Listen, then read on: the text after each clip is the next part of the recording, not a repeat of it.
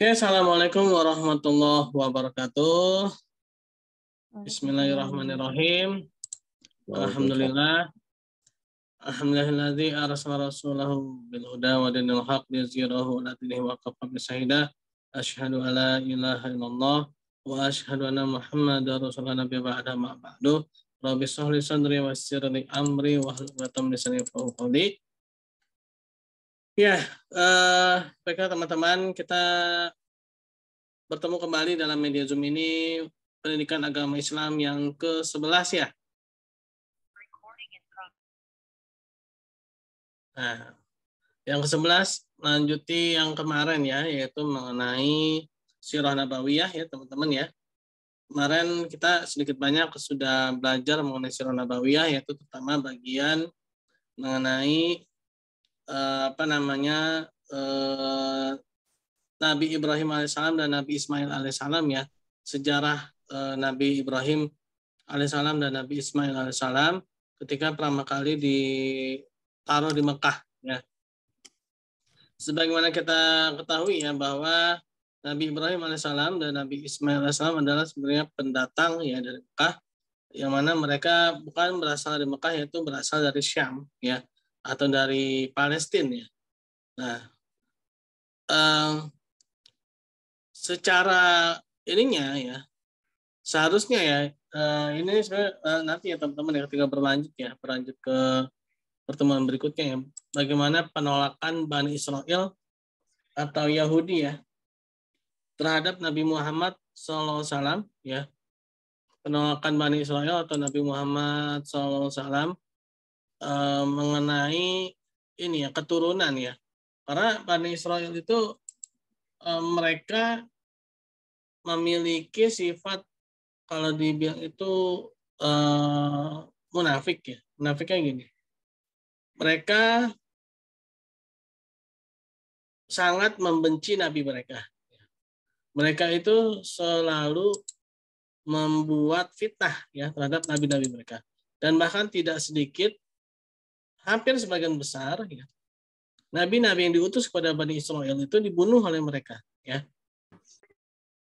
Akan tetapi ya, begitu datang nabi yang katanya berasal dari Arab ya, walaupun sebenarnya bukan kalau dilihat dari garis keturunan ya, Nabi Muhammad SAW itu berasal dari Nabi Ismail alaihissalam ya. Nabi Ismail alaihissalam pun juga sebenarnya berasal dari Syam ya. Memang Nabi Ismail alaihissalam dan Hajar ya itu ditaruh di Mekah ya, ditaruh di Mekah. Nah, secara garis keturunan sebenarnya ya Nabi Muhammad SAW ya itu sebenarnya berasal dari Syam juga ya, sebagaimana nabi-nabi sebelumnya ya teman-teman ya. Nah, itu nanti kita akan bahas itu nanti secara lebih mendalam. Nah, yang ingin saya garis bawahi sekarang adalah kondisi ya, mengenai kondisi dunia ya menjelang diutusnya Nabi Muhammad SAW ya. Nah, kondisi menjelang diutusnya Nabi Muhammad SAW itu keadaan dunia ya, itu sangat kalau dibilang itu kacau ya. Di samping adanya peradaban-peradaban yang tinggi ya, seperti peradaban Persia, peradaban Romawi ya, terus ada peradaban Cina, peradaban India. Nah, itu semua ada, tapi tidak diimbangi dengan mental akhlak yang baik. Bahkan peradaban Mesir, Babilonia ya, peradaban Mesir kuno ya, Babilonia, yang mana ternyata itu masih terus berlanjut ya sampai ke zamannya Umar bin Khattab radhiyallahu anhu ya. Nah, peradaban-peradaban itu memang maju. Mereka bisa membuat bangunan-bangunan yang megah-megah ya. Kalau sekarang mungkin ya seperti gedung-gedung bertingkat ya, gedung pencakar langit ya. Dulu tuh ada juga yang seperti itu ya. Dulu tuh ada juga seperti itu. Hanya saja ya mungkin cara pembuatannya berbeda, tapi tidak tidak lebih jauh ya, sama lah ya, seperti itu juga ya, bangunannya sama, gedung-gedung bertingkat yang megah-megah ya, dan bahkan pembuatannya lebih berat ya dibandingkan dengan zaman sekarang. Kalau zaman sekarang kan kita nyusun jadi dihancurkan batunya lalu kita susun ulang. Kalau dulu ya mereka tuh nggak nyusun, mereka ada gunung langsung mereka pahat gunungnya ya langsung jadi bangunan ya. Itu orang dulu seperti itu. Tapi bukan berarti seperti The Flintstones ya. Mungkin teman-teman ada yang pernah nonton The Flintstones ya, itu menggambarkan bagaimana zaman batu ya. Tidak seperti itu gitu ya. Bangunannya mewah ya, bahkan teknologinya sama ya. Sebagaimana temuan-temuan yang ada pada perahunya Nabi Nuh alaihissalam ya, itu ternyata banyak sekali temuan-temuan teknologi maju yang ada pada bahteranya Nabi Nuh alaihissalam. Artinya manusia memang dari dahulunya itu memang sudah punya kecerdasan yang sama dan bahkan bisa jadi lebih. Lalu kenapa kok bisa menghilang? Karena mereka ingkar kepada Allah Subhanahu wa taala. Karena mereka sombong terhadap Allah Subhanahu wa taala. Sehingga mereka dimusnahkan ya oleh Allah Subhanahu wa taala. Sebagaimana ya ada temuan-temuan yang sekarang ini ya yang bangsa Pompei ya. Nah, ini teman-teman bangsa Pompei yang ternyata luar biasa teknologi mereka. Cara pengolahan makannya itu sama, bentuk makanannya sama, ya. Artinya apa? Teknologinya udah hampir sama, gitu. Bahkan bisa jadi lebih. Ya. Nah, mereka dimusnahkan oleh Allah Subhanahu Wa Taala karena keingkaran mereka, ya. Karena ketidaktaatan mereka pada Allah Subhanahu Wa Taala, ya. Nah, mereka membuat semacam sembahan-sembahan atau mungkin mereka ingin kebebasan gitu ya, kebebasan yang tanpa kebebasan yang tanpa batas gitu yang menyebabkan mereka itu kena azab gitu, dari Allah Subhanahu wa taala ya, seperti kaumnya Nabi Lut alaihissalam ya, kaumnya Nabi diambil marulan tadi di di Pompei itu ya, mereka sama ya, dapat azabnya itu sama. Mereka dapat azabnya sama karena mereka ingin merasakan kebebasan yang luar biasa ya, tanpa batas ya. Sehingga ya yang jadi korbannya akan jadi diri mereka sendiri. Kebinasan itu kan kepada diri mereka sendiri ya. Nah, kondisi manusia ya ketika tanpa adanya bimbingan keimanan ya, tanpa ada bimbingan wahyu dari Allah Subhanahu wa taala akan seperti itu. Nah, tidak tidak jauh berbeda juga dengan bangsa Arab ya. Terutama keturunannya Nabi Ismail alaihissalam pun juga sudah mulai goyah ya. Kepercayaan mereka yang dulu kala Nabi Ibrahim alaihissalam tanamkan kepada mereka ya, agama Islam yang sebagaimana Nabi Ibrahim alaihissalam dulu kala ajarkan kepada Nabi Ismail alaihissalam mulai memudar. Mungkin ya kondisinya bisa jadi nggak jauh beda dengan sekarang ya. Walaupun ya ada beberapa orang ustadz yang mengatakan bahwa orang Arab sekarang itu katanya bukan orang Arab ini ya, ada yang ustadz itu mengatakan bahwa mereka itu sebenarnya keturunan Yahudi Bani Kainuqa. Nah itu semua sih sebenarnya walau alam ya, walau alam ya, mungkin ya walau alam ya, itu ada penelitian seperti itu. Yang pastinya ya kondisinya pun juga sudah ya nggak jauh beda dengan kondisi ketika mereka jahiliyah gitu. Ya mungkin perbedaannya ya untuk wilayah-wilayah haram ya, Jazirah Arab ya, itu memang masih dijaga syariatnya ya. Tapi untuk di luar wilayah haram ya, Jazirah Arab yang di wilayah haram itu kondisinya sudah 11-12 ya, dengan kondisi zaman jahiliyah dulu kala. Yang perempuannya sudah buka aurat ya. Bahkan di pantai-pantai ya, itu sudah buka aurat. Itu di Indonesia pun juga demikian ya. Nah, jadi kondisi masyarakat ya, ketika jahiliyah ya seperti itu, mereka buka aurat ya. Mereka berpakaian ya, bahkan kalau dikatakan hampir tidak berpakaian. Nah, oleh karena itulah sangat ironi ya yang mengatakan kalau hijab, jilbab itu atau apapun itu yang menutup aurat ya, itu dikatakan sebagai budaya Arab ya. Itu salah ya. Yang namanya hijab, memakai jilbab itu bukan budaya Arab, tapi itu adalah perintah Allah Subhanahu wa taala. Ya. Buktinya apa? Ya buktinya sekarang ini ya. Buktinya sekarang ini. Kondisi Arab sekarang ini itu hampir sama 11-12. Ya mungkin beda tadi tuh ya. Sekarang masih alhamdulillah masih ada wilayah haram yang masih dijaga untuk menjalankan syariat gitu kan.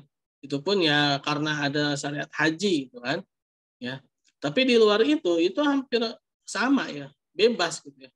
Ya mungkin bedanya kalau dulu memang benar-benar belum ada apa namanya nabi dan rasul yang khusus untuk membimbing mereka, tapi sekarang kan Nabi Muhammad SAW itu sudah berpuluh-puluh tahun di sana ya, sudah bahkan apa para sahabat, para tabiin, ya tabiut tabiin itu sudah istilahnya tuh memberikan apa ya istilahnya ya tarbiyatul Islam ya kepada mereka beratus-ratus tahun ya, mereka masih kembali juga seperti itu. Dan kita pun juga ya sama juga gitu. Mungkin ada beberapa ya dari bangsa ini yang apa namanya terbawa arus gitu ya.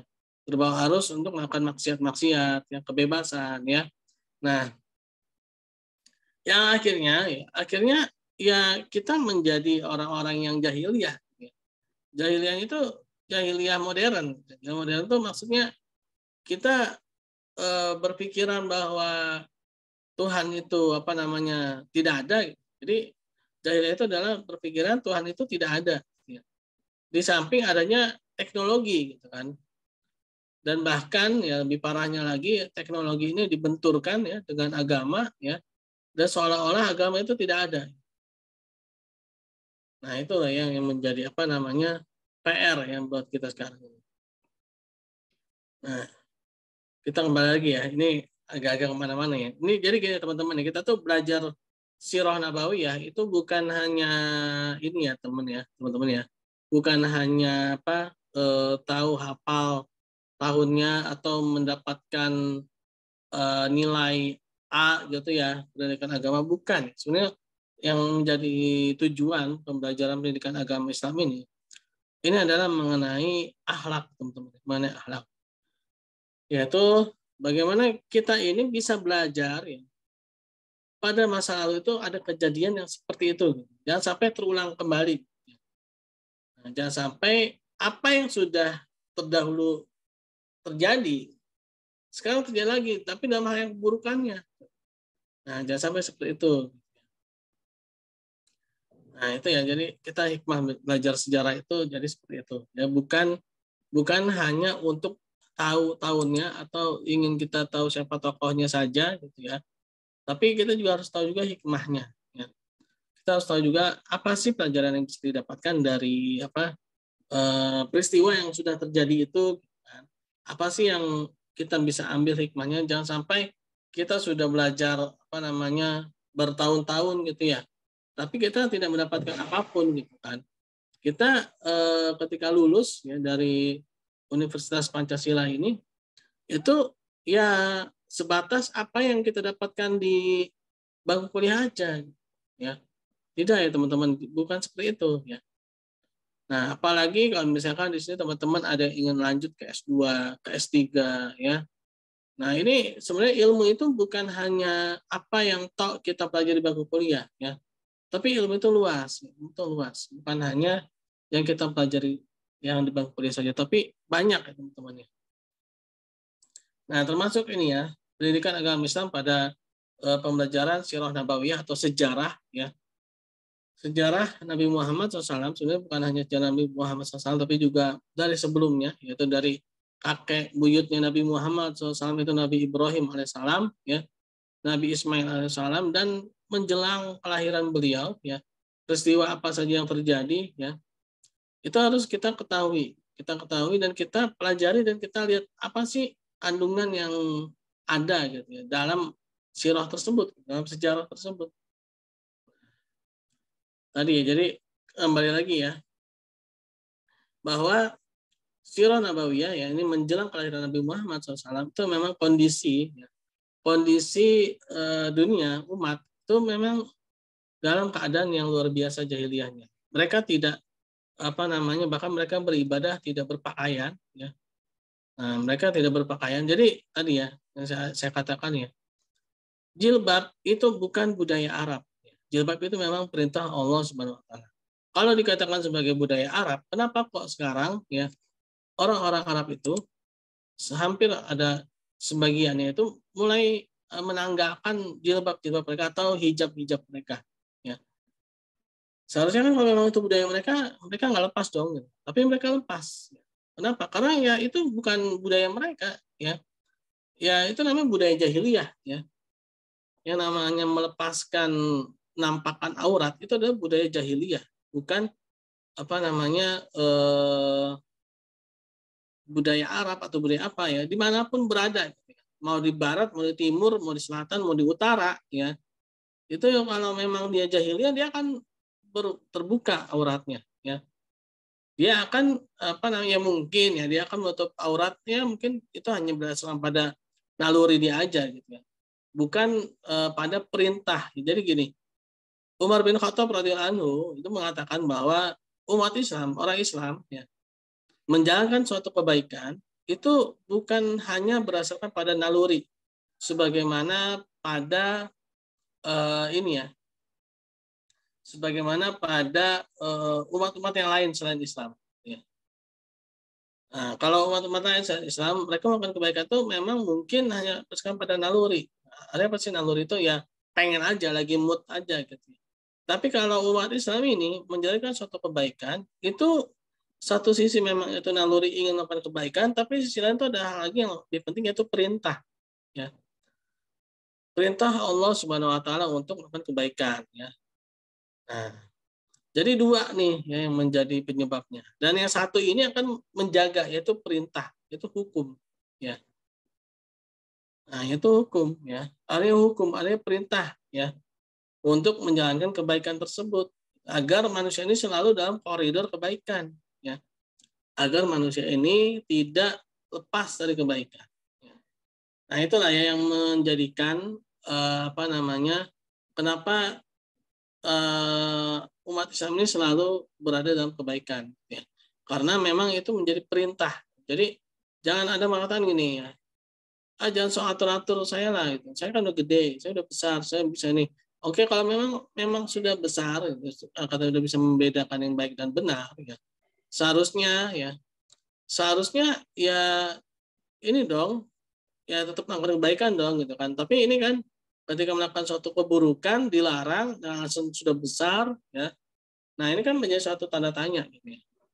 Sebenarnya udah besar beneran atau belum gitu kan. Nah, jadi itu ya.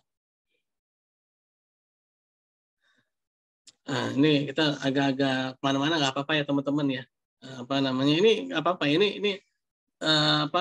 untuk kita semua ya, untuk kita semua, termasuk saya juga mungkin ya. Yang namanya belajar sejarah itu banyak manfaatnya ya. Nah, ini kita belajar sejarah sebelum kelahiran Nabi Muhammad SAW. Nah, tadi ya, jadi kondisinya itu memang kondisi jahiliyah tadi ya. Mereka tidak berpakaian, bahkan ketika mereka tawaf ya, ketika mereka tawaf di Ka'bah itu ya mereka tidak berpakaian ya, dan bahkan mereka bernyanyi-nyanyi, bersiul-siul, bertepuk tangan ya, sambil tawaf ya. Nah, itulah kondisinya ya. Itulah yang ada ketika itu. Sampai akhirnya Rasulullah SAW, Nabi Muhammad SAW diutus ya, dan menyampaikan kebenaran sana, dan adanya perintah hijab ya, perintah menutup aurat. Mungkin ini juga ya teman-teman ya. Mungkin ada sebagian teman-teman yang menanyakan, kenapa sih kok ya orang-orang Arab itu ya kalau pakai kerudungan itu kok kalau dibilang tuh ya cuma berarti tuh kayak apa ya, gitu aja gitu ya, kayak ditutupin gitu aja ya, satu pakaiannya gitu-gitu aja gitu. Itu ada sejarahnya teman-teman, itu ada sejarahnya kenapa bisa seperti itu ya. Jadi sejarahnya itu ya ini kita agak melompat ke kondisi ketika sudah ini ya sudah diutusnya Rasulullah dan turunnya ayat hijab ya. Jadi sejarahnya itu sebagaimana kita ketahui ya. Jadi sebelum turunnya ayat tentang untuk menutup aurat khususnya yang perempuan, ya pakaiannya itu terbuka. Pakaiannya itu terbuka. Nah, melihat kondisi seperti itu, Umar bin Khattab radhiyallahu anhu itu merasa khawatir ya, terutama kepada istri-istri Nabi Muhammad SAW ketika itu ya. Khawatir takutnya ada orang yang berpikiran aneh-aneh gitu kan, yang berpikiran buruk gitu ya. Ya mungkin bahasanya gitu tuh ya kepala mungkin bisa jadi sama hitam gitu, tapi isi kepala kan beda-beda. Sampai akhirnya Umar bin Khattab radhiyallahu anhu itu menyarankan kepada Rasulullah, ya Rasulullah, menanyakan mengenai kondisi gitu. Kenapa sih kenapa tidak perempuan itu tidak disuruh tutup ini aurat gitu kalau bahasanya gitu ya. Ternyata tidak lama kemudian turunlah ayat hijab itu ya, ayat tentang menutup aurat terutama yang perempuan gitu kan, untuk menutup aurat mereka ya, agar tidak menampakkan aurat mereka itu pada surat An-Nur ya. Nah, akhirnya apa? Begitu turun ayat tersebut ya, itu yang namanya para sahabiah, mereka begitu ada perintah untuk menutup aurat, ada perintah menutup aurat. Ini bayangkan teman-teman ya, ini terutama yang perempuan-perempuan ini ya, itu mereka tidak ada istilahnya apa ya, kalau bahasa kita tuh tidak ada tedeng aling-aling alasan-alasan apapun gitu ya. Langsung mereka sambut perintah itu. Langsung mereka laksanakan perintah itu. Padahal ya, ini kita jangan bayangin lagi nih, oh butik apa namanya? Satu Zoya ya, butik Robani, butik apa lagi yang di Indonesia nih ya. Ya jangan kan di Indonesia ya. Itu kan belum ada. Lalu apa yang mereka gunakan ketika itu?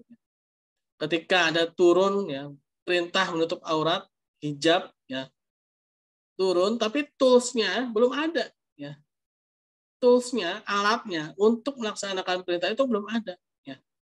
Mereka ada alasan nggak? Nggak ada. Mereka tuh langsung sambut perintah itu dengan apa namanya sigap ya, dengan cepat ya, dengan cara apa?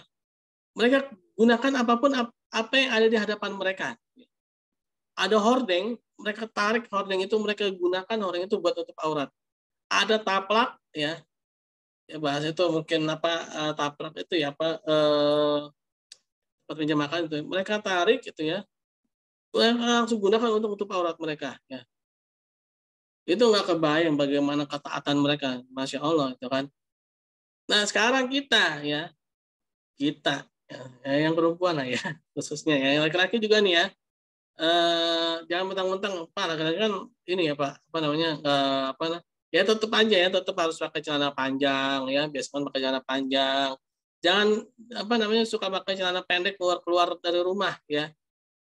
Itu aurat ya, pakai celana panjang ya laki-laki ya, atau mungkin pakai sarung lah kalau ada celana panjang ya, kalau nggak ada sarung pakai celana panjang ya.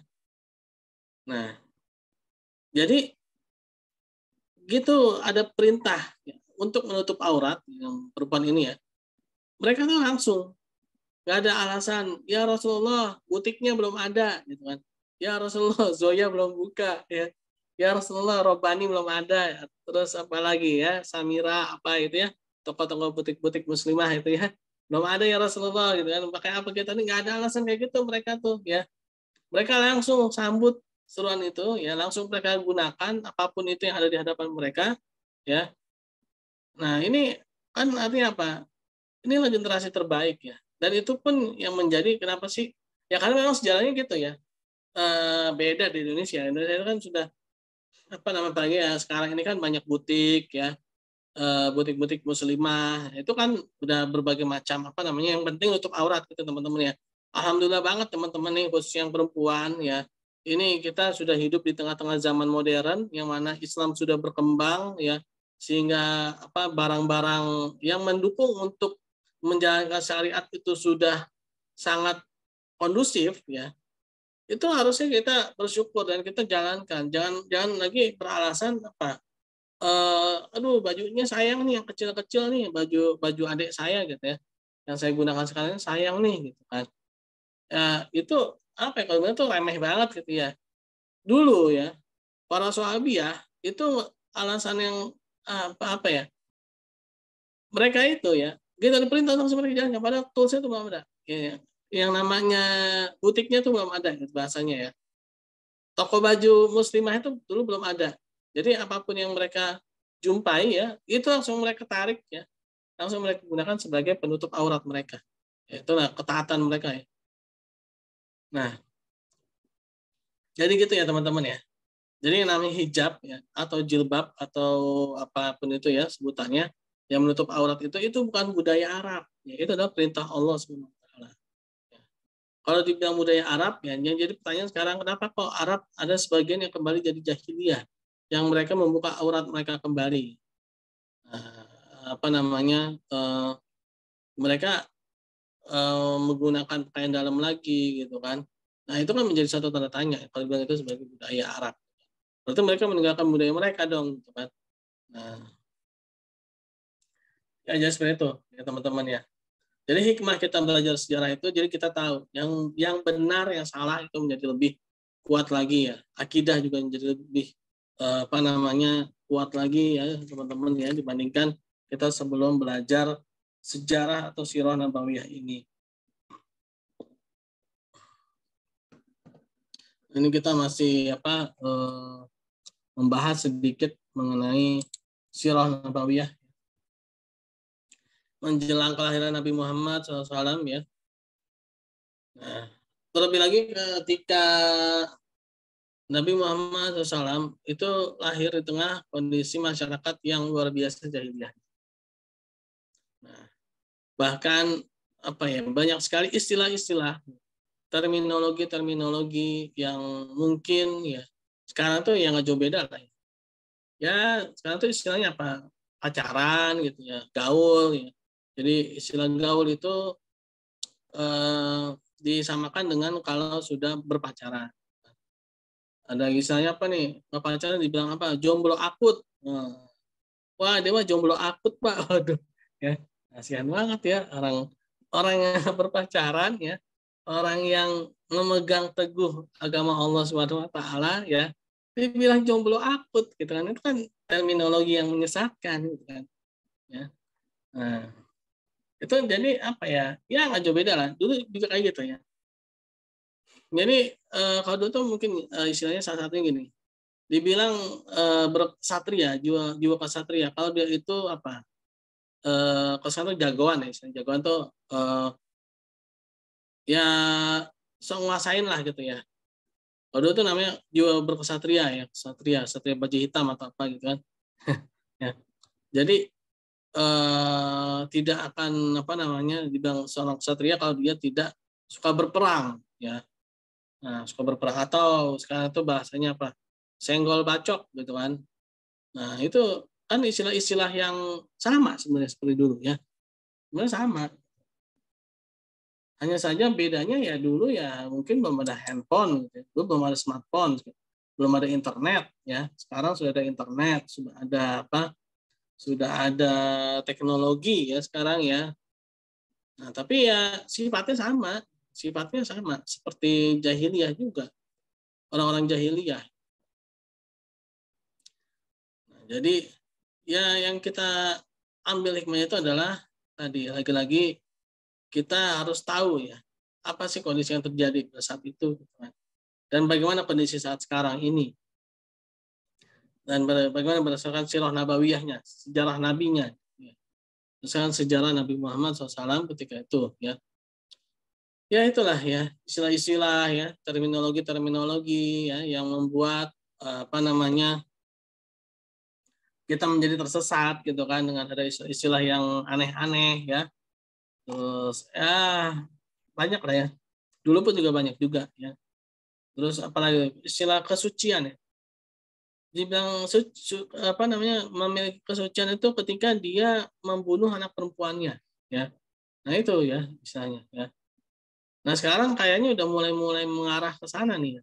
Perempuan sudah mulai apa ya kalau dibilang dilakukan semena-mena lagi gitu ya. Terlepas dari beberapa oknum pihak dari perempuan itu sendiri yang ikut mengkampanyekan juga ternyata ya. Padahal itu berbahaya buat dirinya sendiri ya. Apa tuh? Feminisme ya. Nah, ini kan apa nih? Wah, ini kita satu derajat, sederajat gitu ya. Oke, memang sederajat ya, tapi fungsinya beda ya. Nah, ini kadang-kadang kita suka bias gitu ya. Antara sederajat dengan fungsi ya. Islam itu tidak membedakan perempuan dan laki-laki ya. Dan bahkan dalam salah satu ayat Al-Qur'an itu ada ya. Bahkan wanita itu dikatakan lebih mulia ya. Wanita lebih mulia. Tapi fungsinya berbeda. Fungsinya itu berbeda. Nah, ini terkadang kita suka bias nih antara level dengan fungsi. Mentang-mentang levelnya sama, fungsinya sama juga. Nah, ini salah ya. Levelnya sama, tapi masing-masing punya fungsi yang berbeda-beda gitu ya. Nah, fungsinya itu bisa berbeda-beda. Nah, makanya kita tuh harus cerdas gitu ya, harus bisa bedakan ya. Karena sekarang banyak nih ya kata-kata yang kabur ya. Kemarin tuh saya juga sempat ini juga ya ada orang yang bikin grup judulnya itu ya beasiswa gitu ya. Tapi ujung-ujungnya suruh ikut MLM gitu. Nah, itu bahaya gitu ya. Karena saya jelasin gitu kan, tidak boleh seperti itu gitu. Itu mengaburkan istilah gitu kan. Nah, ini dulu tuh juga seperti itu gitu ya. Banyak sekali istilah-istilah yang ngaco. Dan sekarang pun juga mulai lagi nih. Kenapa sih? Ya karena kondisi ya, kondisi. Munculnya istilah-istilah yang aneh-aneh, ngaco gitu kan. Ya itulah ketika manusia itu jauh dari agama ya, mereka membuat-buat ya sesuatu yang ibaratnya itu yang ini ya aneh-aneh lah gitu ya. Yang menurut mereka gitu. Nah, kita ini harusnya berani gitu ya. Kalau memang itu salah, katakan itu salah. Ya, jadi seperti itu ya teman-teman ya. Pertemuan kita, ada yang mau ditanyakan nggak? Mengenai UTS, ntar ya, tunggu ya. Mengenai absen juga nanti gampang lah. Gini teman-teman, kita tuh belajar agama itu bukan cuma, ya walaupun ini penting juga, ya absen tuh penting ya. Dapat nilai bagus tuh juga penting ya. Tapi ada jauh yang lebih penting teman-teman, yaitu bagaimana kita itu berakhlak yang baik. Berakhlak yang baik itu apa sih? Jaga sopan santun ya, terus adab ya. Kita tidak boleh sembarangan ya, sembarangan walaupun itu dalam kategori yang halal. Misalkan halal apa? Misalkan nih ya misalkan pakai baju halal nggak sih? Halal ya, perintah Allah bahkan kan. Tapi kalau kita pakai baju orang lain ya, kita nggak izin, halal nggak? Nah itu kan ya, bagaimana ketika kita hidupan sehari-hari ya. Nah itu harus kita tanamkan ya, dari hal yang remeh ya, yang mungkin menurut kita tuh remeh, menurut kita tuh sepele gitu kan. Tapi jangan sampai gara-gara yang sepele itu malah kita menjadi kalau bahasa Umar bin Khattab itu, jangan meremehkan amal baik yang menurut kita itu sedikit ya, atau remeh gitu. Bisa jadi karena amal baik kita yang sedikit itu Allah itu ridho pada kita. Dan juga jangan sampai ya kita meremehkan amal buruk yang kita anggap itu remeh. Bisa jadi amal buruk yang remeh itu membuat Allah Subhanahu wa taala itu murka ya. Nah, jadi seperti itu ya teman-teman. Ada yang mau ditanyakan kah?